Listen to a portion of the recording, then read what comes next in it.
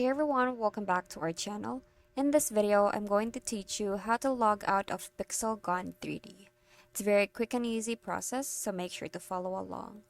This will work for both Android and iOS device, but in this video, I'm going to show you the process of signing out in an iPhone device. So first, what you have to do is open the game, and you can either go into the settings to go into the account tab, or tap Logout, this option that you can find over here on the menu. When you tap Logout, you should see a warning similar to this. You have logged out from Google Play services. There's also an alternative method to clear data or cache. So if the game doesn't have an in-game logout option, you can go to your phone settings, tap on apps, then click on Pixel Gun 3D.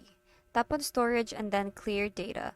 This will sign you out but also reset game data. So make sure your account is connected to Google or Facebook for recovery.